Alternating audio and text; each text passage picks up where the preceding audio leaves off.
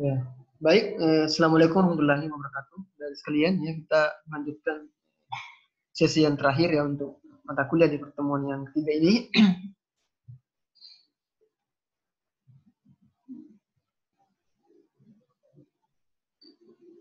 Tentang kita akan membahas tentang bagaimana konsep keterpaparan dan kerentanan. Dalam sudut pandang epidemiologi yang lain bahwa kejadian penyakit ini bisa dikaitkan dengan dua konsep, yaitu konsep keterpaparan dan konsep kerentanan. Keterpaparan ini berasal dari kata terpapar atau terpajan. Faktor penyebab penyakit itu berinteraksi dengan host atau manusia. Kemudian rentan. Nah, kerentanan ini berasal dari kata rentan, artinya dalam kondisi mudah dimasuki oleh faktor penyebab penyakit. Terpaparan adalah suatu keadaan di mana pejamu yang berada pada suatu pengaruh atau berinteraksi dengan unsur penyebab yang dapat mendorong proses terjadinya penyakit. Jika saya ibaratkan ya, kemudian jika ada orang yang merokok, kemudian kita mengatakan saya terpapar dengan asap rokoknya, berarti asap rokok tersebut berada pada pengaruh atau berinteraksi dengan kita. Ya. Artinya pejamunya berinteraksi dengan asap rokoknya, manusianya berinteraksi dengan asap rokoknya, atau dipengaruhi oleh asap rokoknya. Sehingga kemudian orang tersebut mendorong untuk orang tersebut menjadi sakit. Kemudian kerentanan adalah suatu keadaan di mana pejamu mempunyai kondisi yang mudah dipengaruhi atau berinteraksi dengan unsur penyebab, sehingga memungkinkan timbulnya penyakit. Tetapi kondisi keterpaparan ini akan dipermudah masuk karena adanya kondisi yang rentan, keadaan di mana pejamu mempunyai kondisi yang mudah dipengaruhi orang atau berinteraksi dengan unsur penyebab agent tadi. Kenapa asap rokok tadi itu mudah masuk ke tubuh orang? Karena orang ini memang imunitasnya lemah, rendah, ya, dia sakit-sakitan, ya. Sehingga kemudian rokoknya, asap rokoknya mudah masuk. Begitu juga dengan konsep kejadian penyakit yang lain. Ya.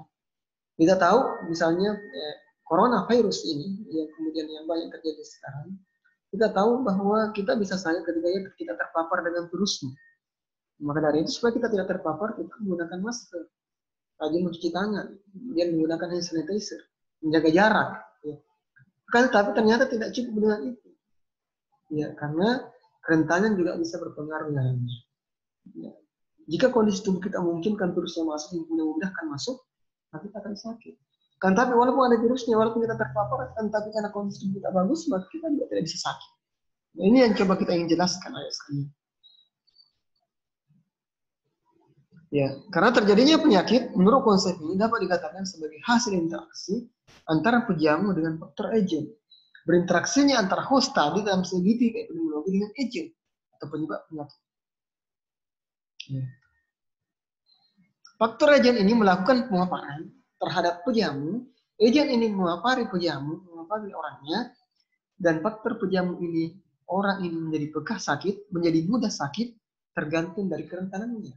Tergantung dari daya tahan tubuhnya, tergantung dari imunitasnya.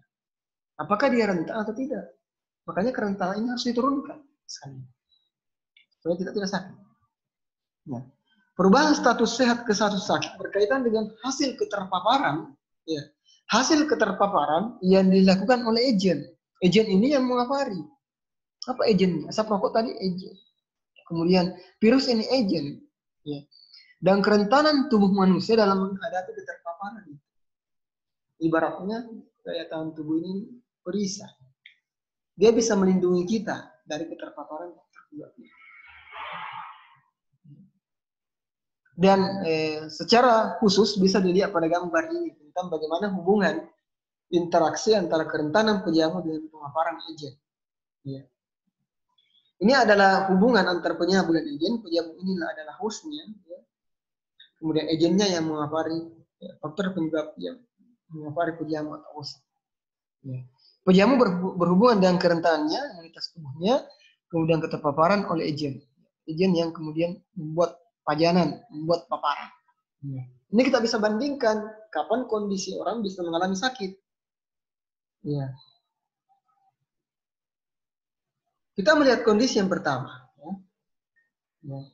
Ketika orang terpapar dengan faktor penyebab penyakit, ya, iya, terpapar dengan faktor penyebab, terpapar dengan virus atau faktor penyebab lain, kemudian dia dalam kondisi rentan atau mudah dimasuki oleh faktor penyebab penyakit, imunitasnya lemah, maka dia akan sakit.